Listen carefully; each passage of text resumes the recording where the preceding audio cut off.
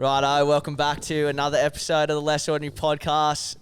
This is probably the one I've been most excited to date. We're here with the Malosi brothers and co-losers of the TFI lads. Yeah, boys. Welcome to the potty boys. How we going? Real good, thanks, man. Cheers, boys. Yeah, cheers for having us. Yeah, Cheers. appreciate you coming on. Cheers, lads. For those who don't know, Malosi, the Malosi brothers, Malosi Studios, make insane handcrafted lures. You would have seen their stuff. That it's top tier. Full dedication to artwork and craftsmanship at the same time. But we got Jonny and Niko. The boys are in the studio, and we're gonna have a chat today. We're gonna have a good chat, I reckon. Can't wait. This place is sick, boys. Credit to you. This place is unreal. I'm very impressed. Yeah, cheers, man. And It's a bit of a change to the old garage days, eh? Yeah, well, I think we need to upgrade our setup back at home because this this is putting us to shame, I think. This Camo loves this sort of shit, like a meticulous setup, something with a bit of pride when you walk in, you're like a bit proud of, and like the little trinkets, knick-knacks and everything. Knick-knacks. It's I don't want to say, I get a bit embarrassed because it does look sick, but that's not really where we come from. We come from yeah. real cluttered spare bedroom, Yeah. and then a real cluttered garage. And then when we come here, it kind of feel like a bit of an imposter. Like, whoa. well, that's right. I understand that. The imposter syndrome can get real sometimes, eh? Yeah. But I want to delve right into that in this potty, because the story of you boys is nothing short of special. So, but to start with, boys, I want to talk about. We had TFI wrap up last night. It's all said and done. We're honestly, I'm glad it's over. What a journey it was. We obviously were privileged enough to be invited this year's TFI with the boys and got to meet them, had a few beers with them, and met some proper legends at the same time. So that was a huge privilege for us to meet, guys like yourself. But I want to talk about how was the night the other night? We had a few drinks, we partied. It was a good time, mate. Good celebration. You tell me, mate. I can't remember. I think it was good. Yeah. No, it was good. It is one thing I will say about the TFI, it brings everybody together. Yep. Obviously not everybody was able to be there, but there's a good sort of group of content creators in the fishing space. We're not all, we don't know each other that well, but getting to hang out and have a few beers and have some yarns was awesome for me. That's what it's all about. No, that is sick. Yeah, but just common interests and stuff would come across the board there, and I think we all just should share a bit of passion and have a good time. Heaps of beers, bro. And a few beers to celebrate as well. But I want to start off with, I do want to delve into your TFI film. You're probably sick of talking about it and stuff, but the boys and I, when it all went live, we saw the trailers. I know your trailer came out, and we sent it in, and we were like, holy shit! Like the colors, the story. Even though we hadn't seen the film yet, it really started to we were buzzing. We were excited. But for your film, you went over to Samoa, which is. You didn't grow up in Samoa, but your cultural ties and family, everything there. So, talk me through the day TFI reached out. You guys had a chat. Obviously, Zoe and Chris are involved. You're like, what are we doing? Where did it all start, and how did the Samoa thing all play out? Where did it come into play? Yeah, so me and my brother hail from New Zealand, Christchurch, New Zealand. My dad's full Samoan, and my mum's from Napier. So we're half Samoan, half Kiwi, living in Australia. Wow. Nice. And Samoa, even though we didn't grow up in Samoa, the cultural part of our heritage is real important. I don't know, when I used to go there every year as a young kid, there's just that. It's really hard to describe. There's just like a pool there. When you're there, Feels it's like real home. special. Yeah. And we don't have a YouTube channel. We just run the Insta because I feel like doing YouTube's hard, and that's just a testament to all the other YouTubers out there grinding it out. It's actually hard. Yeah, absolutely. Yeah. And if we would ever do it, it would take a lot of time and energy. So we've never had the opportunity to tell a longer story about where we come from, what we do. So that was one of the main things that I was quite interested with the TFI. Obviously, all my mates have done it. Yeah. And so we get the phone call, and they're like, "Oh, you want to be in it this year?" And to be honest, I said no like a couple of times. Not because I don't want to do it. It's just like We had a lot. You've got a lot of shit going on outside. Yeah. Yeah. we had after, we got new products coming out. I literally just been telling the guys like the day before, I was like, I need everyone's, it's going to be some late nights. We've got heaps going on. And here I am like. Next minute he comes downstairs and he's like, right, guys. So what, it was literally like no, and then out of nowhere just something clicked. And you're like, we're doing it. Oh, well, look, Dino kind of convinced me a wee bit. And at the same time, when I get something in my head and I can see it, like I know what it needs to be, like, and this is like always the problem of being really ambitious with anything. You're just like, you just send it. Yeah, and you see what happens. Cut through it, yeah. But I do remember coming down, I sat the guys down, I said, look, I reckon I want to say yes, and I reckon we could do this and this and this and this. And honestly, all of these guys were like, I said, you're crazy. Yeah, I don't blame you. We had the same issue. We had the same thing. Yeah, same issue, yeah. So then what I did is I went upstairs and because when I get like a wave of motivation, that's where I'm like locked in. Yeah. And I'm like, let's do I'm just ready to go. So I edited up the monologue, the first part of the film you see. I chucked in some stock stuff. I recorded a monologue and everything. And I was like, I played it for them. And then you could just see them all like, oh, yeah, okay. The light bulbs came on, yeah. Wow. So that you've gone off and done that before the whole team was on board. You're like, right, let's just see what we can sort of make just happen. That monologue, because it basically what I talk about at the start is like, that's where this business come from. We can get into that. Yeah. It's like that first trip in Samoa is what kind of just sparked all the passion for everything. Yeah. And I was like, I know how to, I'll just say that for a minute. I'll put it over, we can go, when we go and film, we can go to Samoa and film a nice drone and it'll all be sick. And then I played it for them and I could just, he was like, yeah. So he started flaring up. I messaged you that night. I was like, bro, let's. So all on board. The whole team's fired up. Yep. And that somewhat makes losing hurt a wee bit because and you guys will know this too. It's just so much time and energy and passion from everybody. Yeah. We have technical errors. Maybe just watch the We have technical errors on this potty quite frequently. We just got heaps of cheap shit, boys. That's fine. Yeah, but so a lot of effort. Like you went, it's 100%. It was nothing. Yeah, so that's it. Yeah, that's right. It's all or nothing. And I was just going to say, it's not even. So primarily, it was Zoe, me, and Niko that worked on the film. Yeah. But it meant that everybody else in the business had to like step up and cover us for that 2-3 months we're away. So which it was is like massive. That's the shit I was thinking about. I was like, can you swear on this? Oh yeah. Fucking let it rip. Okay. You know what I mean? It's like I was like, man, if we're gonna do it, gotta do it properly and give ourselves the best chance of winning to make it all worth it. Because I know that other people are picking up the slack. Yeah, that's how I was feeling. Yeah, well, that's fair. I know we honestly took great pride in seeing the efforts and the lengths that you went to create what went down because it was like I felt like we'd been through the same sort of battle to an extent, like in a different sense, but it's like fuck they went through the ringer as well. Yeah, like it's comforting someone else has treated it the same way. Yeah, so exactly. Cool. And going through your film now, I want to talk about so you've gotten over there like the filming and the editing was done all in house. So you have Zoe on board. Zoe hasn't done that sort of thing before. Is that right? Is that correct? She hasn't like created like cinema or none of us have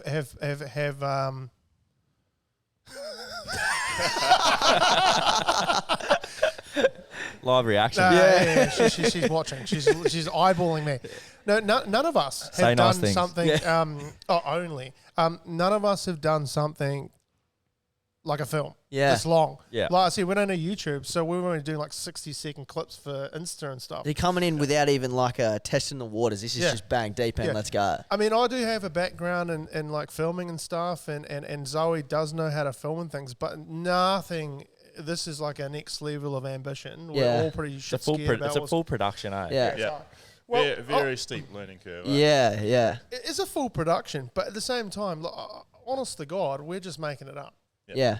We honestly are. Yeah, you're just winging it. You're just winging it because I feel like that's when the best stuff happens. Absolutely. Yeah. No, that's exactly. Yeah, you couldn't have said it better. So the trip The trip's gone for 2 weeks in total. I think it was 10 days. So the issue with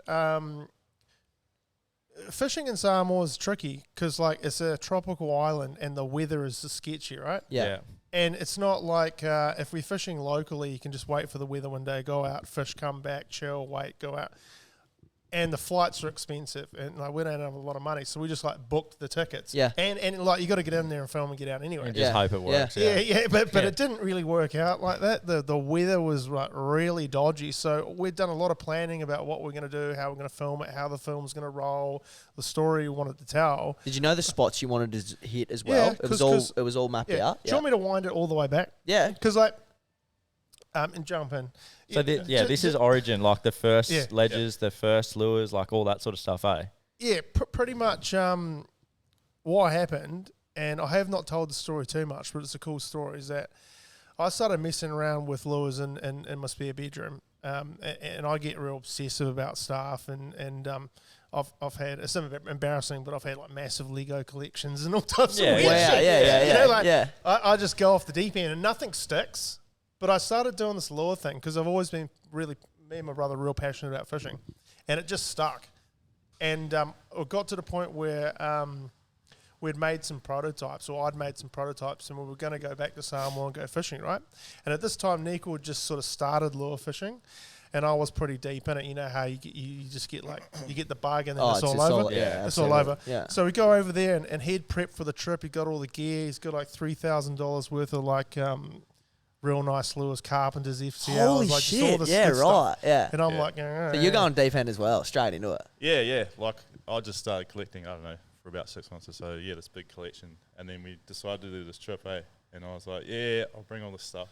But I'll carry on. At this point, he's not in, it's not a business. No, It's just my hobby. Yeah. So we're going But it's to a fishing Samoa. trip, like the It's a boys' fishing trip, yeah. But I'm taking my rinky-dink, like Paduaz shitty lures. Stuff And he's got the carpenters, yeah. And he's got all the good stuff. Yeah. And I'm we like, I'm going to go over there with these lures. I'm going to slay. Dominate your brother, yeah. Yeah, but for me, it's like I want to go see if they work. So we rock up to the ledge and stuff, and we've been fishing there a little bit before, but nothing like this. We're now like, we know what we need to do with big stick baits, and we're going for big GTs and things. And I tie on, he goes to tie on some other lure, and I'm like, man, come on, man, just like, put one of these on, give it a go. And he's like, ugh. And I was like, come on. You're looking at your carpenter, you're looking at these poxy, you're like, that's what I was going, fuck. First sledge, first cast. Yeah. And I'm like, I mean, like, the lures look the way they do now, but that's after 6 years of refinement. Back then, they were like pretty trashy. Yeah. But I mean, anyway, I was stoked on what you're doing and like what you've done with the lures and that. But you always say, oh, you weren't a true believer. And like, I don't think maybe I was, but I was like, this is rad what you're doing. Yeah, it's just sick. But yeah. But it was never going to be where it is now. Like back then, no world users would have thought this would have happened. Yeah. So I tell you, like, go and give it a go, and then what happened? Yeah, so I tied it on. I was like, right, we'll give it a go. First cast, like first ledge, literally the first time we fished, first cast, got smoked by this big red bass. No Landed way. It, and like PB red bass, like thing was huge. Massive, Yeah. Off the stones too, eh? Like obviously we're talking. Yeah, we we're only talking land-based fish only. Yeah, land-based. Yeah. And no boat legs here. Yeah. Terrible on boats. Yeah. But landed that, and that was it, man. It was all over. The rest of those lures just went Didn't get into touched. my bag. I Didn't think you touch them. sold them, didn't you? Oh my god. So anyway, they're like from that moment, and we filmed it all. Like we've got the first fish caught on the Malosi, and us hugging, and me like almost crying. Oh my god! That's so sick to have. It was one of those moments in time, mate. Yeah, it was sick. Back then, we were like, this is sick, but it was actually like looking at it now. It's like, Well, it was like the foundations of what it's all built on today, that isn't it? singular fish in that singular moment just like planted a seed within us. And so for the next 3 weeks, we fished all over Samoa like absolute madman possessed. Yep. We caught so many GTs. It was like, I don't know, 80 fish, red bass, GTs, mackerels. No way. Tuna. yeah, man, dude, you should have seen the lures that we were fishing with by the end of the they day. were They were manky. just mangled. Just hammered, yeah. Yeah, all the epoxy was falling off. We are trying to like do repair jobs on it, but it was too humid, so they're going all crap. But they still work though. And you've still got a few of those. You've stashed them, eh? Yeah, they're somewhere. They're somewhere. I think we were like paper, scissors, rocking who's going to use the floating stick. So we come back from that trip, and that's kind of like what. And then COVID hit, and then he was a tattoo artist. I was working, doing like directing and stuff. So we all got stood down. And what you're going to do in COVID? Well, we'll just go on the garage and make lures. Yeah. So that's where it started. But then wind it forward now to the film. We're like, man, why don't we like try and recreate that first trip? So that's where the film idea came from. Yeah, righto. Wow. It's pretty apparent when you watch the film too. Like, there's a lot of emotion getting around in that film. It was sick. I think you boys did really well to capture the humour side as well. Like, you know, obviously I haven't known you for a long time, but can definitely tell you don't take yourself too seriously. Like, at the end of the day, it was probably more so about having a good time than it is about, you know, being you know, top tier professional, like, you know, voice to camera. Like, you just had a good time filming. It looked like a ball. Like, I imagine you went through the ringer. There was times where it sucked, but the end product, it looked like you had a really good time over there. Yeah, that's good. It's great you say that because, like, being brothers is difficult sometimes. Yeah. He's blue. Yeah. You know, Zoe now knows. Yeah. Yeah, we get on each other's nerves, and we've worked so closely together in these small confined spaces, from the bedroom to the garage to here. We're always in each other's faces, and like we're passionate. So, yeah, definitely get on each other's nerves. But I think that one of the best ways to get through all that, I'm stealing this beer, boys. yeah, no, that's yours. Oh, Is cancelled, humour. isn't it? It's humour. And like, if you're not having fun doing what you're doing, and you can't, I'm old. I'm 46. Where I'm at with my life right now is that I don't take myself seriously at all. I'm a kook. I'm just giving it a crack. Yeah. Same with you. Yeah. And if you can't laugh at yourself, man, you got some growing up to do as well. Yeah. Do you know what's funny when you just said that? The boys and I, since the day like we sort of started our thing, we said the biggest compliment anyone can give us is just like having a crack. And you said exactly that, just saying you're just giving it a crack. Like, win, lose, fail, goes well, succeed, doesn't really matter. It was like, at the end of the day, you're just having a crack. Don't And take you're having a yourself too good seriously, and time. you're having a good time. Yep. Yeah. I think that's maybe what's worked with us. We've got an amazing following on Instagram now, and I don't say that in a way to be like boasting, but it's just like all we ever did was just have a crack and just turn a camera on Yeah. and just That was it. document it. And we're by far not the best fishermen. No, It's funny that we make lures, but we're actually am not a very good fisherman. Neither is Niko. And like some of our mates, like don't kill me, but like Briggs is a good mate of ours. He will even say he's not a very good fisherman. Yeah, wow. Maddie Schultz is a good fisherman. Yeah. But Yeah. I have no idea. Yeah. I'm just like, just Having a try crack. it. Have a crack. Yeah. And document it. And people seem to like that. And I think the way that the world's going, people want to just see real people having a crack, and it comes across as really authentic. And I would say that's like what you guys do too, which is really cool to see. Yeah, Thanks, it's so mate. important. But I want to talk about the fish now. Yep. So it's the land of the angry. It's like the G's, the king of the reef. You're shore based. I've done a little bit of shore based G fishing, and I know it's red hot. And you boys are standing in some of the most like torrential looking sharp rocks, getting towed around by these brutes. Dusted, smoked, fishing heavy tackle. Like, that style of fishing it's top gnarly. tier, eh? Yeah. Like, it's fucking next level. Yeah. Like, and they pull hard. So the sort of fish that you come in contact with, like, you're talking fish in excess of 15, 20 kilos off the rocks, eh? Yeah, well, your normal GT you catch in Samoa, doesn't matter if you're on a ledge or inshore. On the film, you see that one that caught off the beach. Yeah. Is around 15 to 20 kgs. Insane. Yeah, and that's like comparable to like going up to the Great Barrier Reef, same sort of size. Yeah. But over there, they go all the way up to 50 kg. Wow. Yeah, so you get the proper horses over on there. your trips that you've fished over there, including, you know, the pioneering voyage with the lures, what is the biggest fish that, one, you have landed, two, that you've hooked up, come in contact with? We've lost heaps of big ones because anyone that knows land-based fishing, especially in the tropics with the reef and all that sort of stuff, it's gnarly. You're losing more battles. Yeah, I than reckon you way win. bigger than what we've landed, but probably the biggest one has been about, 35 kg? Yeah, I reckon 30. on that first trip, eh? Yeah, on their first trip. Oh, on the Malosi lure, the OG lure. Yeah, the OG lure. You know, and 35 kg, like, everyone likes to talk, like, a 50 kg GT is like a once in a lifetime unicorn. thing. Yeah. It's a unicorn. Yeah. It's like, you do not do that. No. And the jump from a 20 kg GT to a 30 kg GT is insane. Yeah. Like, in terms of how much power different it class has, of fish. the leverage from its body size, and all the gnarliness, and like it just looks bigger. Yeah. So yeah, it's great to be able to go home and like have a crack at that. At a good fishery that produces some like world class fish in some like, you know, and let's be honest, like the gnarlier the ground, the fun of the fishing, right? Like 100%. the bigger the bommies, the sharper 100%. the rocks. Like, Well, that's why we're always trying to like mission it to places. Like I was saying to someone the other day, it's like in Samoa, it's not very. I'm not throwing shade to other islands, but you know, like Fiji and other places, it's very touristy. It's absolutely, very, it is. The tourism industry is very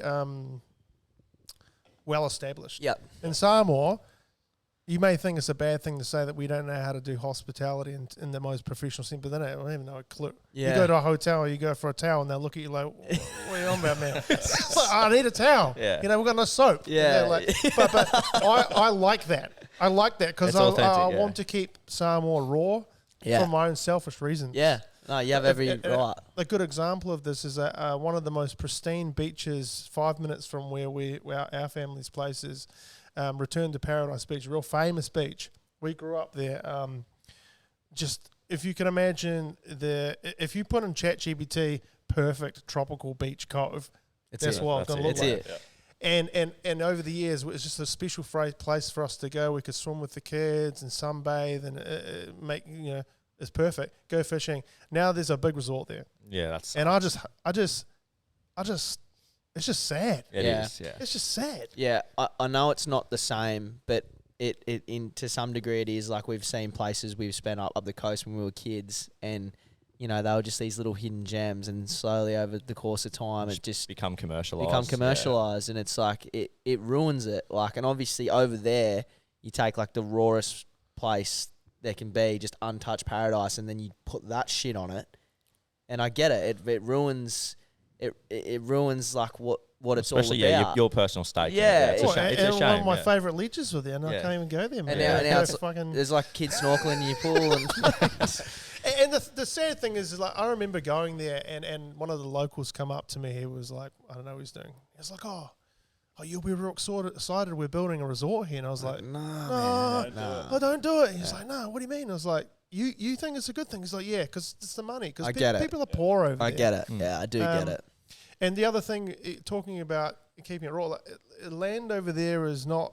It's all tied to chief titles, which are tied to families. It's a big system of the culture is very intact. So everyone's land. It's not like foreigners can come buy it, which is a good thing. Yeah. And the government doesn't own that much land. But so if you want to go mission it to a ledge, it's more than likely you got to rock up to someone's house and be like, hey, bro. Can we track it? Yeah. That is epic. It is epic. Yeah. And people are friendly. And if you just like swing them some money, maybe pack of ciggies and some food or whatever, and just go, oh, if I catch something, I'll bring it back. Drop a fish back in. Yeah. They'll bushwhack with you and take you out there. And for me, there's nothing better than the feeling of maybe believing that we're the first people that have popped out here, and no one, there's no lure.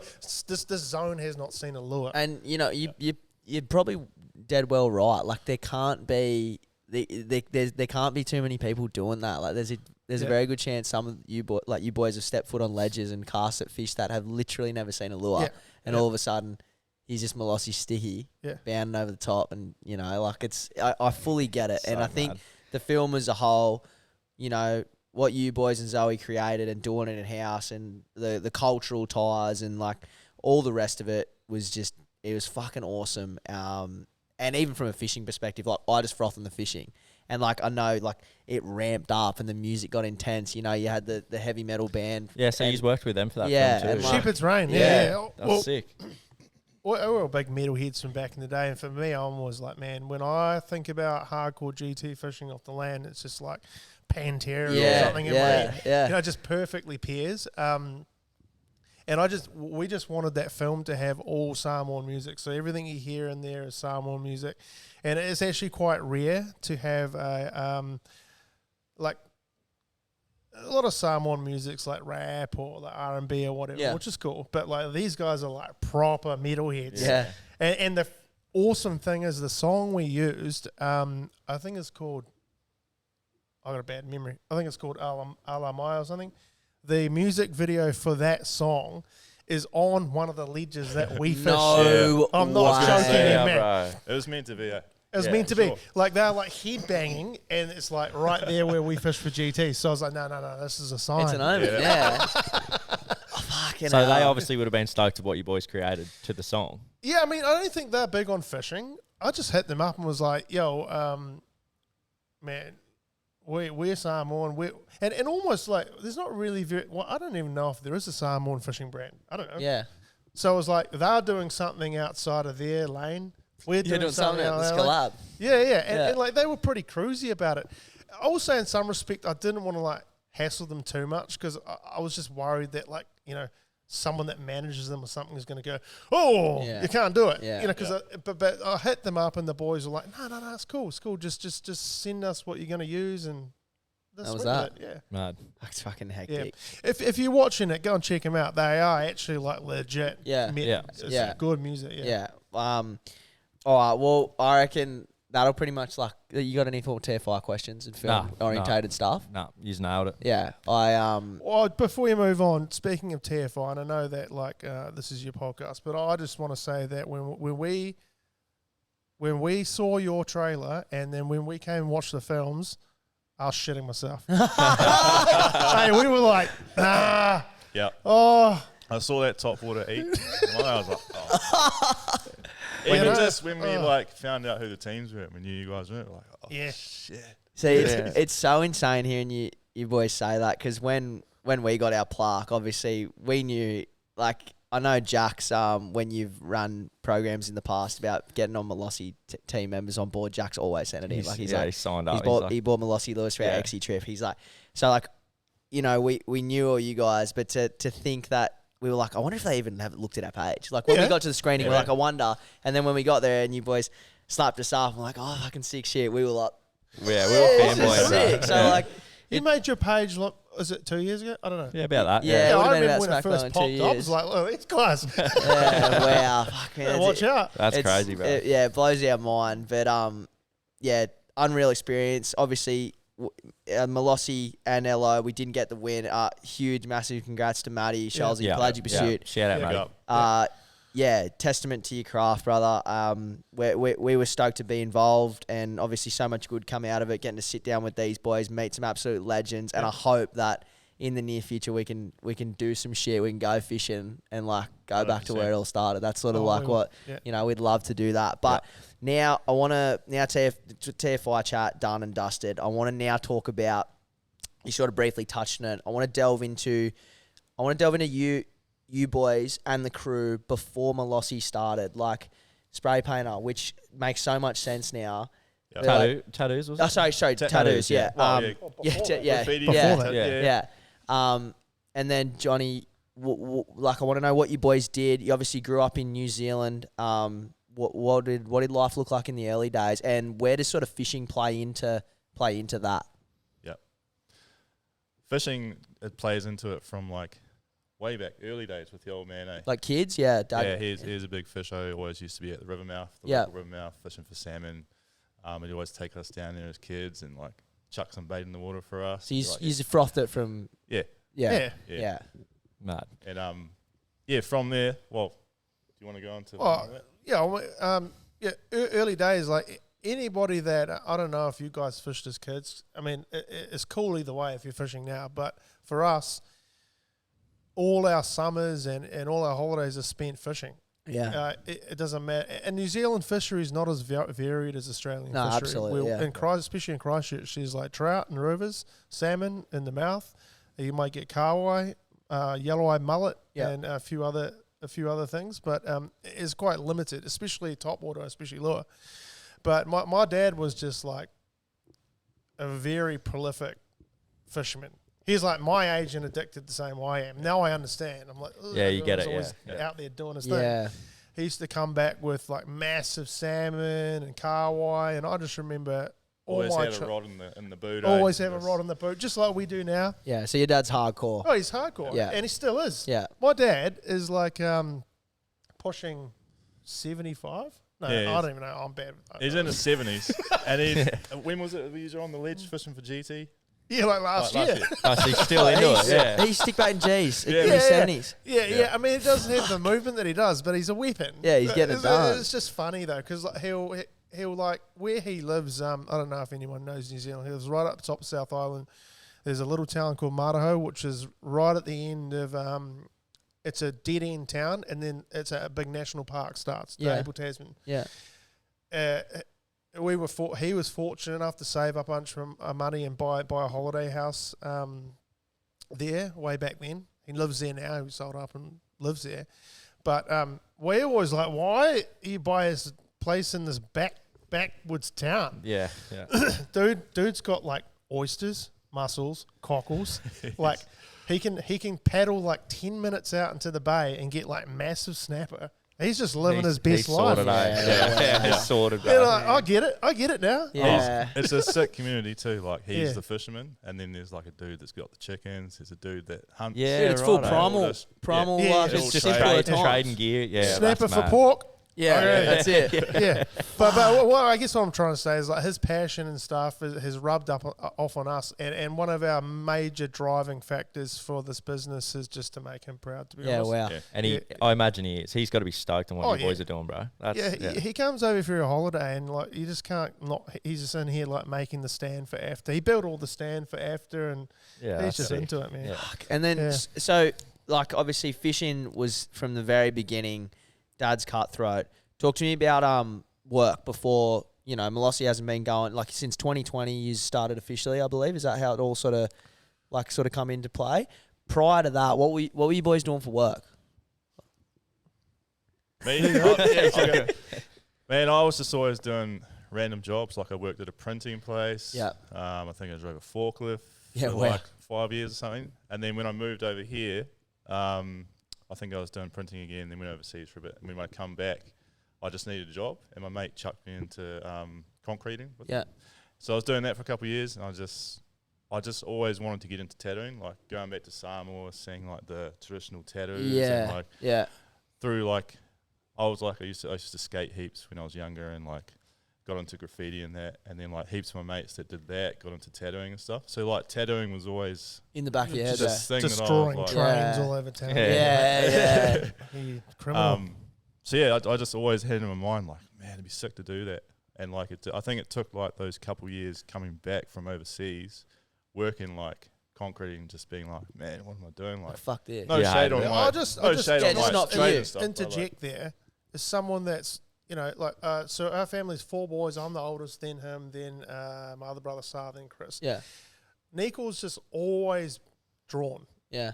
from an early age. Him and I are quite different. I'm loud and bloody obnoxious. He's very quiet, very calculated, but he's always just been in his room sketching. Yeah. So He's like the art thing art has been thing. in like ingrained in you from early days. So when he was in Oz doing concreting, I was like, man, fuck yeah. fucking doing. Yeah. And you knew that deep down, knew. obviously. I get you pay the bills, but you know deep down when you're like, this is not what I'm meant to be doing. Like it's and then so you've got into the tattooing. yeah, man. Yeah. And loved it, I'm imagining. Loved it, man. Talking apprenticeship, right? Yeah. Yeah, so my mate Josh Coon, shout out Josh Coon, Fresh Ink. I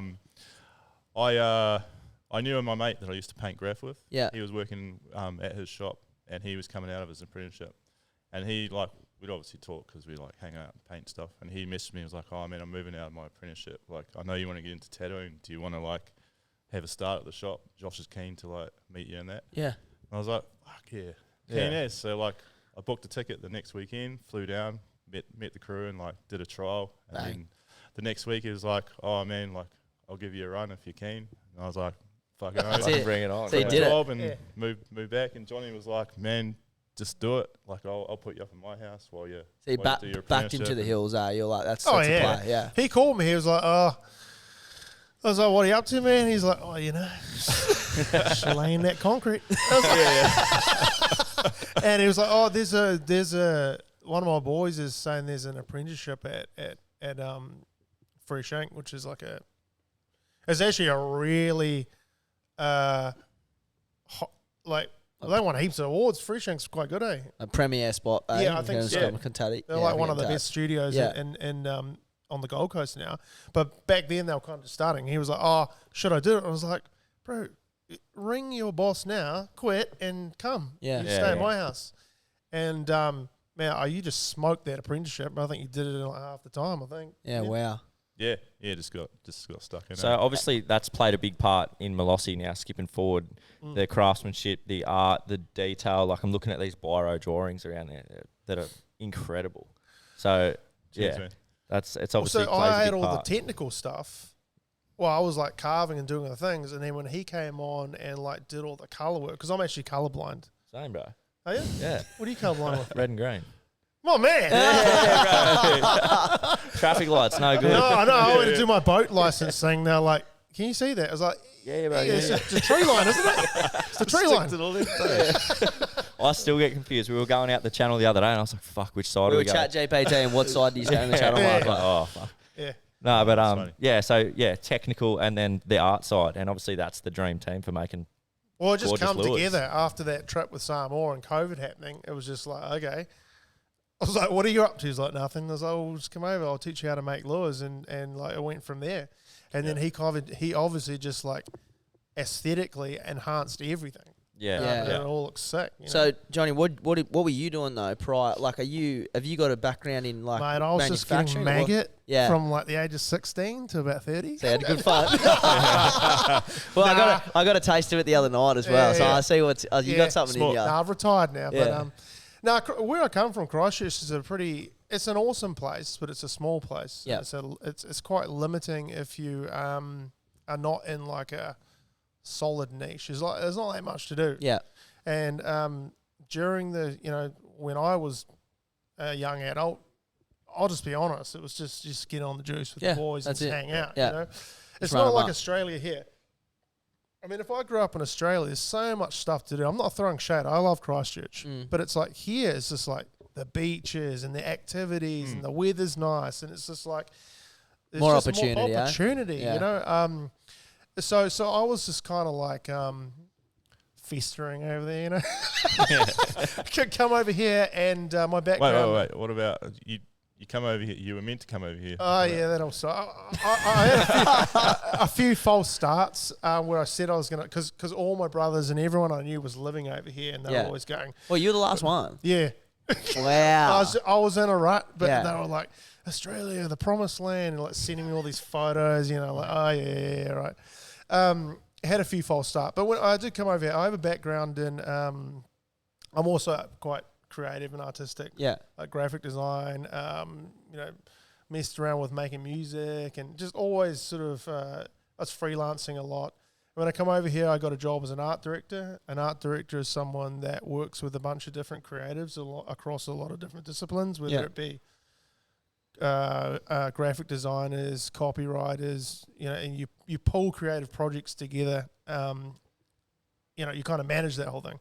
So I did that for like 10 years, and it was quite a bit of direction, so like directing TV commercials and stuff, and that's where I learned how to work with different crew and how to frame things, how to use cameras, how to edit. I edited the TF5 film, and I would have never been able to do that if I didn't have that background. You know, and just, you know, being different sound design rooms and grading suites is just and 3D animation and modeling. You just get to like have an insight in lots of different creative disciplines, and I don't think people realize what absolute nutters are out there doing some of this stuff. Like these people are so skilled, man. And I'm just really lucky to have that background. And I think that's helped with Malosi. Not only just as an art director, you got to be really, really persistent. Yeah. You just it's all about solving problems. Like, okay, what's the next thing to deliver it? And lure making's equally as hard. Making lures is the hardest shit I've ever done in my life. What about you? Yep. It's so hard. It is so hard. What man. about shoveling concrete? That's got to be up there. Oh yeah. Walk in the fire. I always say I've done a lot of hard shit in my life, but like getting these lures to where we wanted them to is just like the hardest thing ever. The whole problem solving thing, like the amount of issues And I reckon a big part of it for you guys, like knowing both your backgrounds now and what you're like you were never going to put out a product that was 95% perfect. It had to be it, right? Like you're meticulous. You want shit good, and putting the Malosi name to it. Like you boys aren't known for half-assing products and making like shit. Like we're talking like the level of craftsmanship and the artwork and stuff, and even the packaging, the smallest of details. It goes a long way and it shows. So I even reckon for, boys like yourself, that to get that product to where you wanted it, you would have just been working that, 10 times harder, because it was like, it needs to be it. Like, it needs to be top tier. Yeah. I mean, for a long time, we both worked 2 jobs. Yeah. I would come home from my day job, work till 2 a.m. Niko would spend all his weekends doing the stuff. It was really difficult. And, people don't really see it's a cliche thing. Yeah. Anyone that's sort of built something, they say, oh, it's all about the hard work. But like it actually is. And until you're living it, you don't really realize, all the entrepreneurs and people that are building stuff from scratch will identify with what I'm saying. Yeah. But to get the lures to where they are now was not just like, it's not just talent or skill or whatever. It's just literally failing over and over and over again.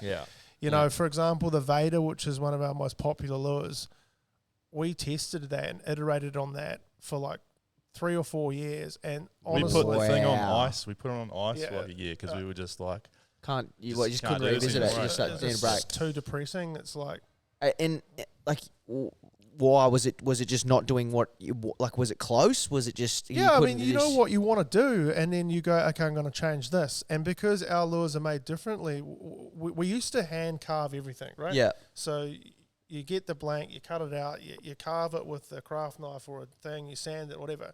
But then the problem is, let's make something different. Like a lot of wooden stick baits inherently, if they don't have enough layers of epoxy on them, you get a Spanish on it, it'll rip the guts out, it'll get waterlogged and stuff. And I was just like, man, I really don't want that to be the experience of people that buy our lures. Albeit, our lures have not been perfect. Yeah. There's been a lot of batches we've put out that have had a lot of issues, and it's kept us up and just in the pits of depression. But you just got to keep going. But where we settled is let's try and make a composite lure where it has a wood core, all the benefits of the randomness of wood and the acoustics and the buoyancy, but then let's encapsulate it inside a resin shell. So one of the things you have to do is how the fuck did I get onto this? Keep going. I'm I was talking about trying to find the thing. Through as you go along, you keep thinking, what do our anglers want? And for us, it's like, when we used to do them all handmade, like sanded and cut, the biggest things that people will say was like, they're too expensive and you can never get them. And so it's like, so your production rate, I get it. And we buy all the materials on the credit card and just cane it for months and months and months, make 100 lures, pay the credit card off, and okay, we still can't quit our jobs. So this is where we come up with our new thing. We're going to encapsulate our wood core lures inside resin. But in order to do that, we have to CNC the cores because of the tolerance. When you put a wood core inside a mold, a silicone mold, I don't care who you are, you cannot get it perfect by hand. So we need consistent. Yeah, no, so by doing that, it takes some of the manual labor out, made a better product. It's made it cheaper, and it means that everybody. Our main goal is that everybody has a chance to fish with a Malosi. Yeah, buy a Malosi. What's a win? I want to talk about that. That's probably a good segue. I do really want to talk about the ranges. Obviously, Malosi traditionally what big fish, hardcore lures, and then you've introduced the micro range, and the amount of groms that froth the gear is honestly incredible. And fishing has just become so popular. When we were in high school 10 years ago, I remember fishing was not that cool. It is It's the go-to It is thing. go-to thing now. Like, people like fishing. It's become something sick, and especially lure fishing. And then the micro ranges come out, and like all of a sudden you've got all the groms from down the south, like south where we're from, where you can't catch GTs, but you can go and pop whitey and catch flatty, and the boys are slaying them on the lures. They can, like, the groms can rep Malosi Yeah. now. And So, like, yeah, bro. micro range, where was that born? Was that just like an overnight idea? Was like, yeah, let's make micros, let's do it. Like, is that months of any product range, especially ABS lure, takes like at least a year. wow? So that from initial thought to like any sort of So him and I will sit down and we'll talk about what we want to do. I mean, the micro range come because we got a million groms going, oh, we love it, but they're not walking around with PE8 setups. No, that's right. I mean, they don't even have part-time jobs. If they're going to spend $100, $80 on a lure. You're not going to go cast a 220 millimeters for a flatty. And where we live in Palm Beach, Gold Coast, and Burleigh. Man, the groms everywhere on the e-bikes just frothing. They're using plastics and small hard bodies because that's what they can afford. Yeah. And that's what it's accessible fishing it's as accessible. well. Yeah. And we just got so much like love from that younger generation that we just felt strongly the next thing we have to do is like make something for the boys. Yeah. And that's what it was. Yeah. That's And the what it girls. was. Yeah. But you know what I mean? That's what it was. So we come up with the ideas, he'll sketch some stuff. I'll put it into CAD. We 3D print all our prototypes and then muck around internally until we find a swim action in a shape that we like. And then we work with our offshore partners. There's like engineers that get it ready for the mold. Yep. You make the mold, you test it, and then it goes into production. And production for any ABS lure that we make happens in China, and because those guys know what they're doing more than we know what they're doing. Yeah. We've got some amazing manufacturing partners that we've been working with for 3-4 years now that know what we're about. They know the expectation and the quality and the level. It's one thing to take, again, no shade, it's one thing to take an Alibaba lure, put your logo on it and say that that's the thing. But it's another thing to conceive an idea, design it, test it in-house, iterate on it, 3D print, test, and then do it. Yeah. That's how you get something that you can really get behind because you've like manifested that from the ground up. Yeah. Absolutely. Can I ask, when these lures are getting designed, does the initial thought come from a species target in mind? Is it like, I'm going to create that for this species, or is it more so the profile, like where does it? Is it like, bang, I think that's going to work for, say, brim, or say this, or the action needs to be tight for this, or like, is that where it comes from, or is it more so like a broader sense of like, right, I want to create a 90mm diver that's going to be, able for everything? In some respects it is, but maybe not so much for the micros. The micros was kind of like, what are the young people catching? Yeah. They're around there like flicking for trevs, flatties. You're seeing that Taylor. day in, day out, Yeah. I like it. Yeah. I like doing it. Yeah, Because it's like, I see the light tackle over there as well. That's there. I mean, I can just walk across the road and go flick for Taylor on the beach. That's also why we did the medals too. I mean, like going on a big GT trip is like a mission. You got to get all the stuff together. You got to blah, blah, blah, especially land-based. But for micros, is like we were just seeing from our own experience, fishing around all the local spots, and you get to know all the young dudes. They're fishing for trevs, flatties, and Taylor and stuff. So, I mean, that is a broad spectrum. I wouldn't say that we are like some of these other huge global brands where they can afford to dedicate a whole development sprint into like the perfect bass lure that is in a niche that's hot right now. We don't have the luxury of kind of doing that, or nor the experience. So for us, in this example, it was like, what are the young people fishing for? How can we make something that's in line with what we do with the wood in terms of our philosophy for design and construction and everything and aesthetic? How can we give them something that they can rep and they can be stoked on? And they are stoked, and I'm eternally appreciative. They're pumped, man. I see it everywhere on social media. Yeah, it's actually it's crazy. So it's like a full movement. Yeah, and seeing, like, let's be honest, like the groms, they just have more froth than any. I'm not gonna say any older guy, but they just froth hard. They're big, they're happy, they're smiling, they know how to fish, and like they're fishing hard with your gear, and that must be a special feeling. Before I ask more a little bit about that, the Marksman's come out, right?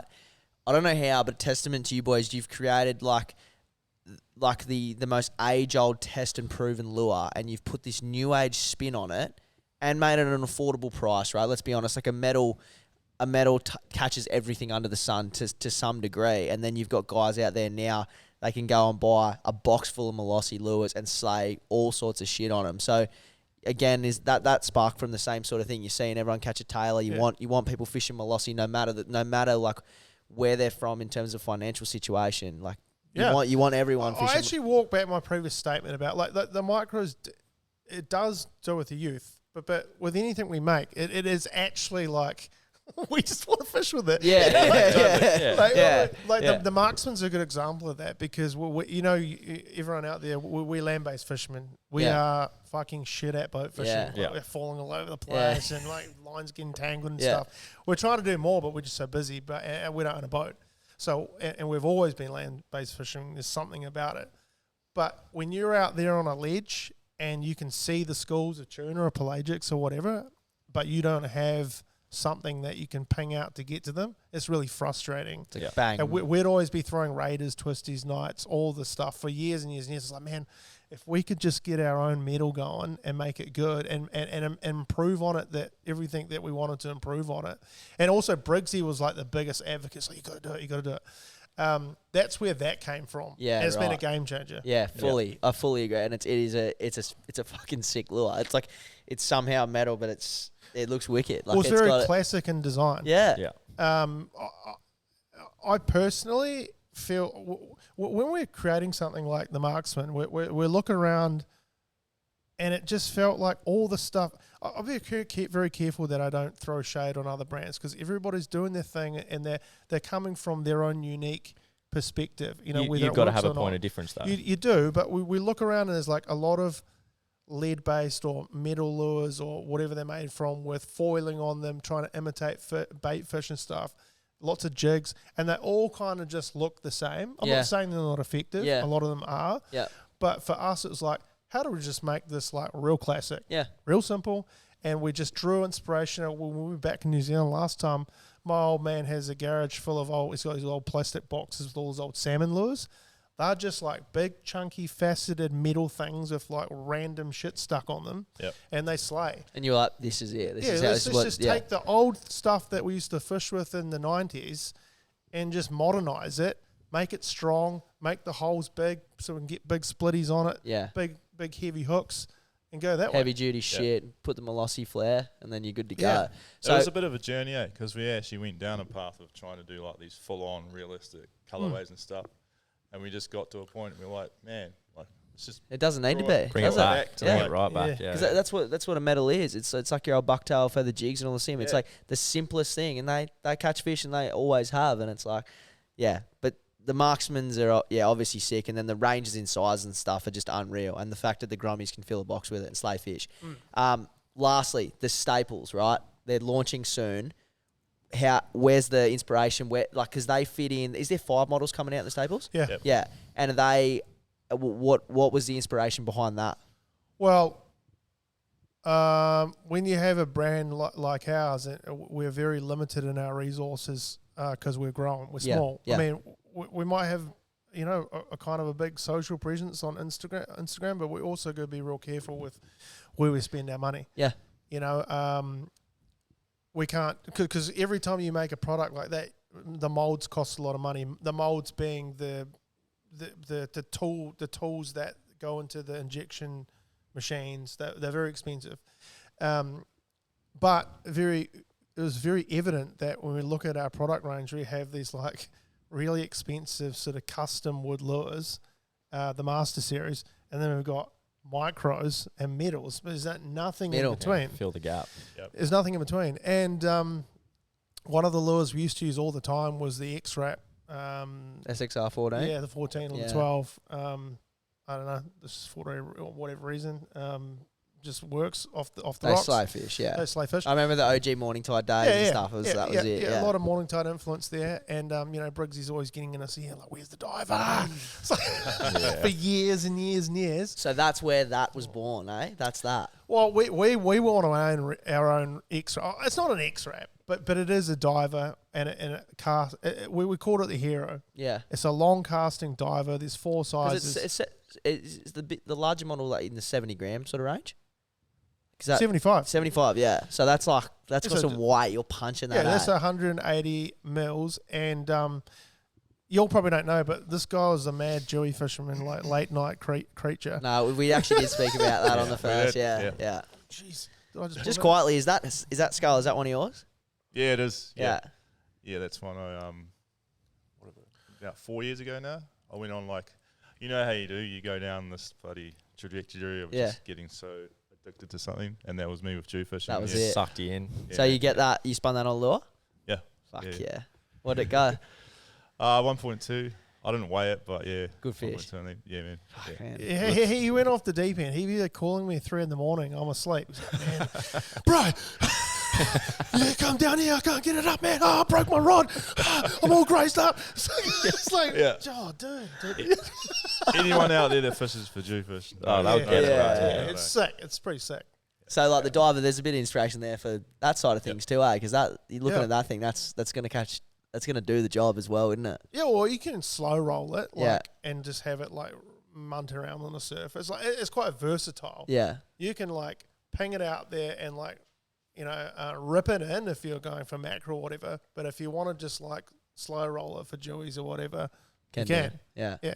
So staple range, when's it coming out? Is it next month or when are we talking? November. And to answer your question, basically, we just wanted to fill that gap between the Master Series and the Micro Series at an affordable range between $30 to $60. Yep. And because we recognise not everybody wants to spend a shitload of money on a stick bait. Yeah. And there's plenty of good stick baits out there, Legatos, Maria. There's a lot of. I just want the weekend warrior to be able to go, oh yeah, I'll grab that. Yeah. It's rigged and ready with trebles. Yeah. And one of the things about the staple range is that a lot of the lures that this particular staple range is competing against are quite old designs. I'm not saying they don't work, but they are like molds that were made a long time ago, 5-10 years ago. And a lot of them take a lot of inspiration from Japanese stick baits, and they're actually tuned for double singles, or you'll get the best sort of amount of action if you're skillful if you rig these in double singles. Yeah. Just in general, the rule of thumb is a lure rigged with double singles will free up the action much more. So with us, it's like, let's try and make real lures with real good action with double trebles, because we know that people that aren't hardcore, they just want to grab the thing, rip it out, tie it on, bang, get it. And in their mind, in some respects, our mind, 6 points is better. I get it. I fully get it. They're looking at that going, because they're not studying their lure action and the retrieve and trying to optimize it like we are and Japanese and other hardcore anglers are. Yeah. They're trying to get every little advantage out of the action. So that was really important to us to make sure that we deliver a range that works really well out of the box. Yeah. In November, to answer your other question. Yeah, November launch date. Yeah. Right. But you launched them at after that. We did. Obviously got received well. First peak at after. Yeah. People were frothing on it. I was watching videos because obviously we were there on the trade day, but the public day, there was people everywhere. Yeah. You got to get ransacked by the Groms. Yeah. They come and try and they hound the. I love them. This way of it, yeah. Little bastards. Yeah. Sticky fingered. Yeah. Nah, that's cool though. There's a few usual suspects, every year. Yeah, I know. Watch him. So, just quickly before we move on to sort of the final part of what I want to talk to you boys about, you've obviously been in the industry for fair few years now. You've been lucky enough to obviously meet some proper legends. Obviously, I know you boys are super close with Briggsy. What do you mean by industry? As in the fishing space. Yeah. Fishing industry. I'm talking about the guys who have been around for a while, and in particular, like I said, you're close with Briggsy. Meeting guys like that, creating them friendships, having them opportunities. It must be pretty epic, eh? It's some of the shit you boys would have seen and got to draw off these guys, legends of the game, pretty much, eh? Oh yeah. Well, I would say you said industry, and I was going to say no, we're not, because in the fishing industry, like all the big brands and stuff. And when we first went to AFA, I would say we're scared. Yeah, you know what? We don't know anyone. Yeah. But when it comes to content creation, we've been really, really lucky. Really lucky. I met Briggsy randomly one after 1 year. I mean, we used to. I don't know if other people did this, and I'm not embarrassed to say it.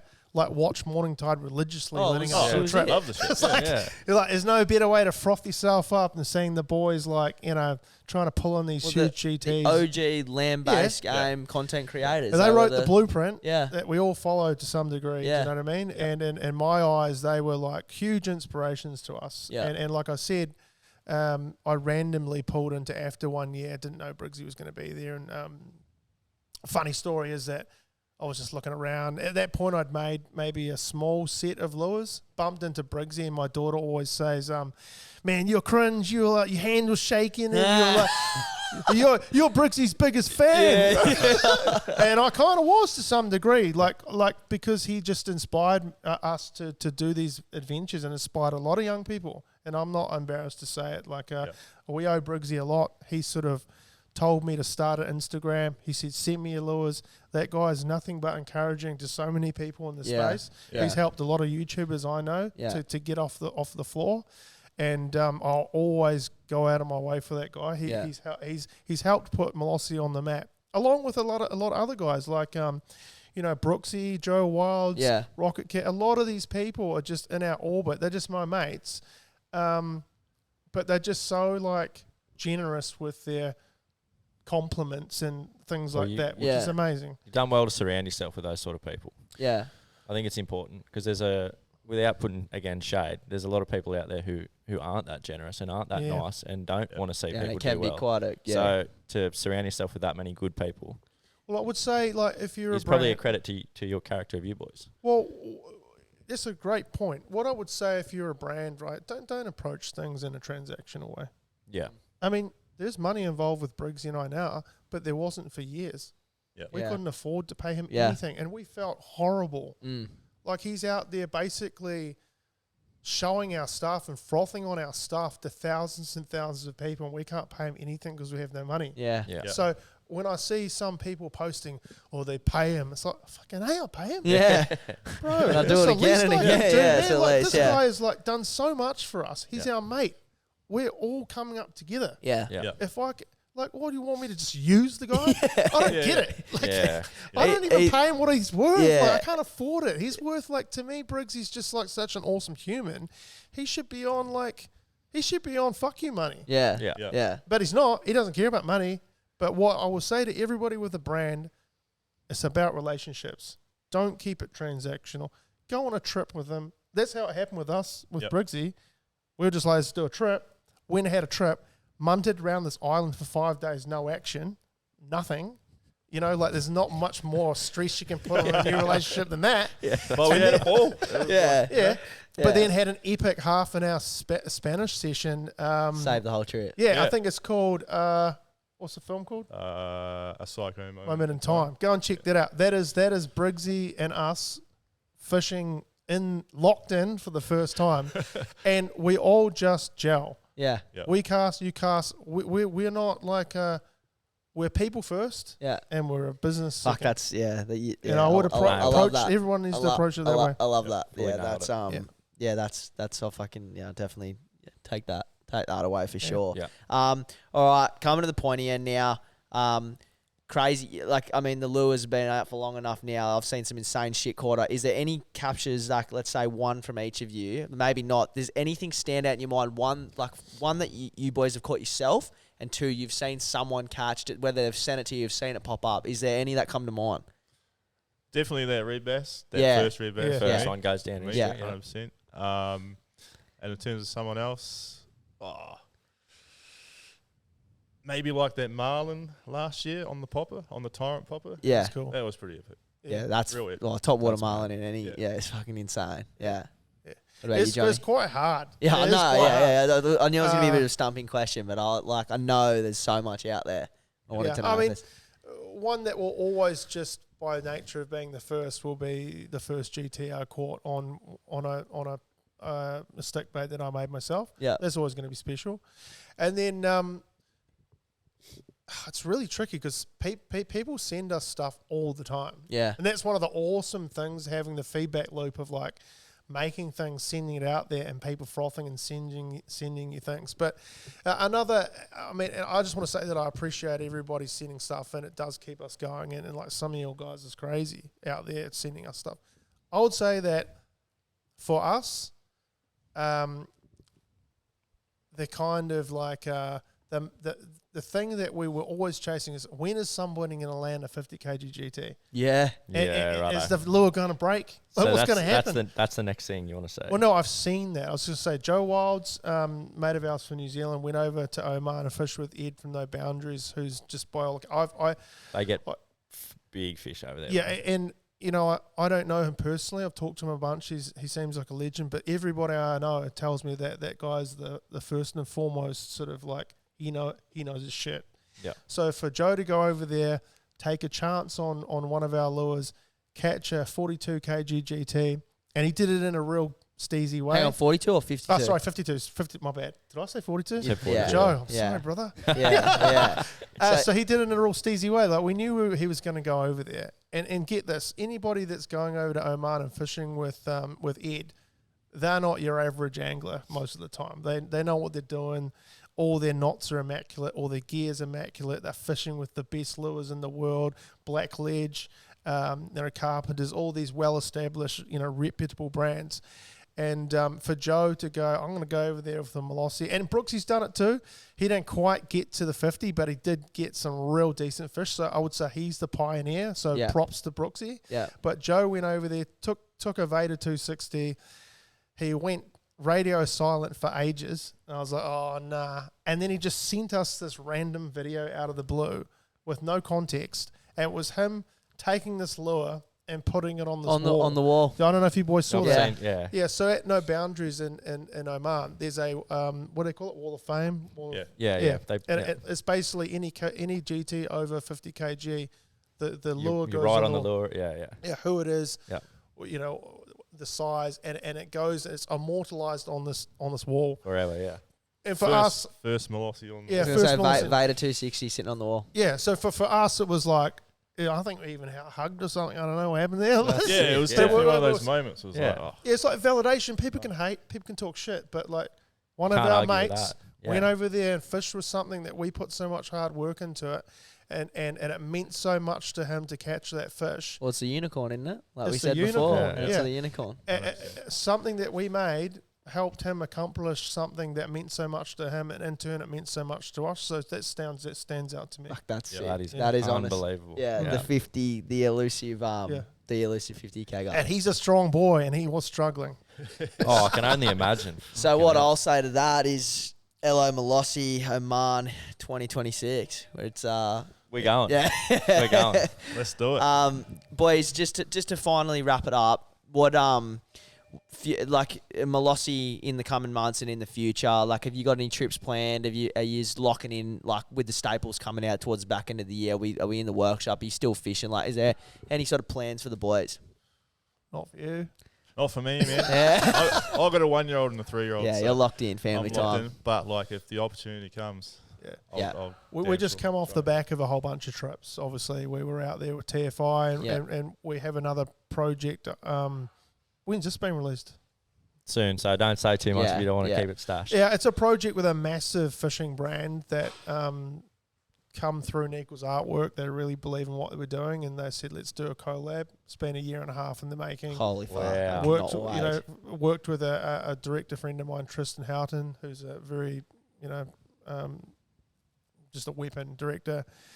Not much budget, but pulled off something amazing. So like, everybody can check that out. From there, I have a bunch of trips planned for staples. Yeah. Go up, catch up with Joe and Briggsy.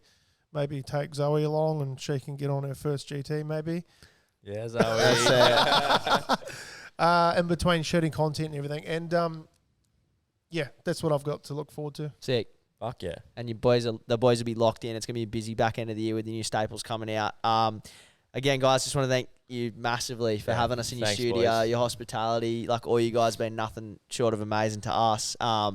It's pretty surreal even standing in here for for us seeing all the magic that goes down. Can't wait for the future. See what you boys do. I can't wait to link up and fish. And thanks for being on talking shit on the LA podcast. Yeah, thanks, man. Yeah. I'll just Cheers, boys. Been a good cheers, chat. boys. I Yeah. appreciate it. Eh? What I always say to the guys, one of the best things to come out of that TFI was meeting you boys. I believe in what you're doing, and I think you're going to go big places. And Thanks, I'm bro. just- I'm That, all that about means more than you could ever imagine. Second, I love get it. around these fellas, they're legends. Thanks, Alright, boys. that's- All right, Thanks for that's been tuning another in. episode. We'll See you be next time. be back next week. See ya. You.